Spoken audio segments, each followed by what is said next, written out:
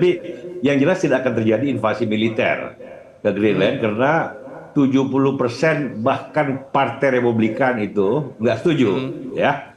Dan kalau mau invasi nggak ada juga yang bisa diinvasikan, nggak akan ada perlawanan gitu. Jadi bukan Oke. invasi yang akan terjadi, tetapi barangkali sebuah bentuk kompromi ya. Ada barangkali Donald Trump cuma posturing ya, dia pengen memastikan bahwa NATO countries itu memang membayar biaya pertahanan masing-masing itu 5% dari GDP supaya bisa meningkatkan persenjataan mereka dalam berhadapan dengan potensi ancaman seperti Rusia dan Cina gitu kan Ya, kira-kira. ya. Tetapi ya kita lihat kalau soal Iran ya nggak ada lah, itu dari awal juga nggak pernah kan bahwa kemarin disangkanya akan ada pertolongan kepada kaum demonstran yang sudah tidak ingin melanjutkan lagi kekuasaan teokrasi di Iran. Itu saya kira itu Oke. kan Ya. eh, tidak memungkinkan. Jadi bukan lagi gaya Irak invasi pendudukan, itu sudah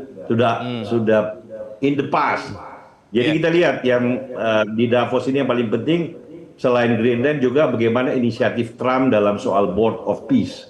Ini kan yang penting tuh yang akan jadi Bang Rizal. krusial, apakah akan ada Oke. lembaga baru yang dibuat untuk Ya. keamanan Bang Rizal, global. ada yang mengatakan bahwa sebetulnya yang diincar Trump itu sebenarnya adalah China atau Tiongkok karena baik Venezuela kemudian juga Greenland, Iran pun itu kan banyak menyuplai minyak terutama ya, dua negara awal dan akhir kepada Tiongkok. Anda melihat itu juga Ya atau kalau seperti apa, Bang? Ya kalau Cina ya pastilah, ini kan ada rivalitas kan sekarang, adik kuasanya bukan lagi Rusia tetapi Cina sebagai pesaing Amerika. Jadi saya kira kalau dimensi itu masih selalu ada. Oke. Tapi kan kepentingannya bukan semata-mata minyak saya kira. Kalau cuma suplai minyak Venezuela dengan gampang Cina mencari penggantinya.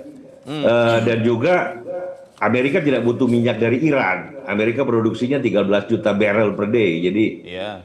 dia sudah sufficient soal energinya ya dalam soal itu.